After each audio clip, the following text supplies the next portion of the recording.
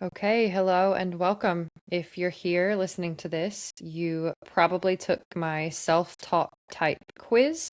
If you haven't done that yet, you can find the quiz at wayhomewellness.com/self-talk.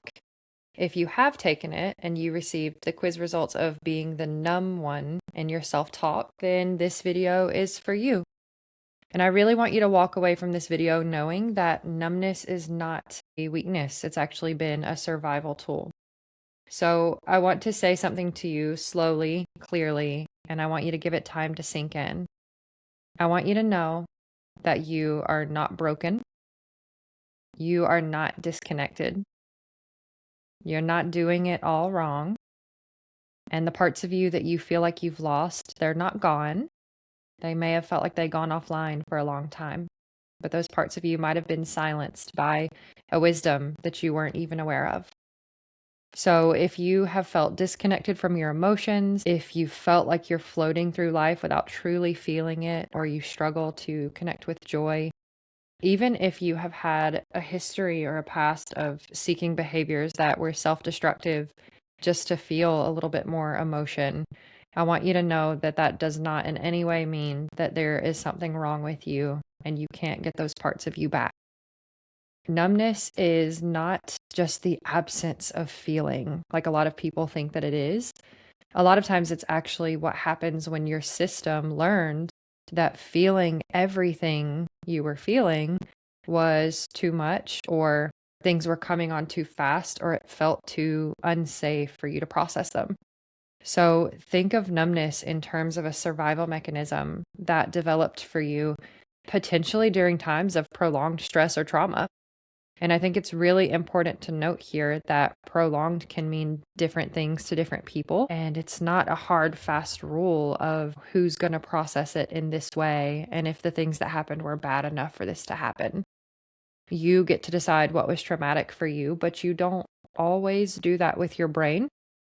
A lot of times it can happen without you feeling like you have control over it. So this probably isn't something that you consciously decided to do, but at some point your body likely realized that staying open to feeling things the way that you were feeling them wasn't going to be sustainable for you long term. And so your body, your brain, your nervous system found a way to protect you. And for you, that might not have looked like panicking, that might not have looked like collapsing. It could have just looked like turning the volume down, and that's okay. I want you to really hear me when I say that that response did not come from some sort of weakness in your system. It came from an ancient wisdom that lives in your body and does what it's designed to do. It's designed to keep you safe. So if you've been going through life feeling things or thinking things like, why don't I respond to this like other people?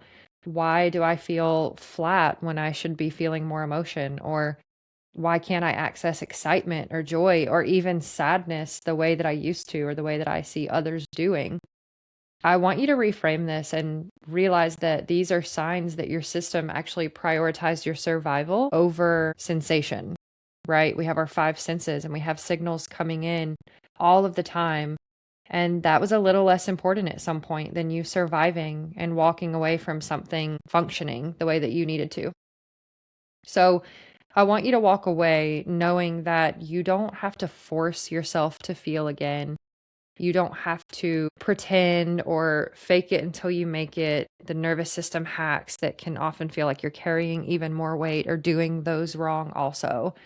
I want you to know that the key here is you have to feel safe enough for your system to allow those sensations to return naturally. And this could happen over time, and this could ask for lots of repetition, lots of evidence that it's safe for you to do so. But realizing that means now you know that healing numbness isn't just about digging into it, analyzing it, pushing yourself to cry. It's actually going to be about rebuilding trust with your body. And that means that it could be slow, it could be gentle, and it has to come without pressure. So the worksheet that I've created for the Numb One, if you don't have that guide yet, you'll find it linked in the description below.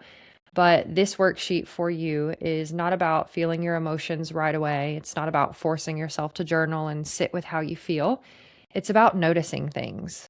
It could be small things, subtle things, ordinary things in the day, because numbness isn't going to soften just through forcing intensity all the time. A lot of times it's going to take permission, and that's permission that you might be giving subconsciously once you realize, hey, this is starting to feel a little bit safer for me.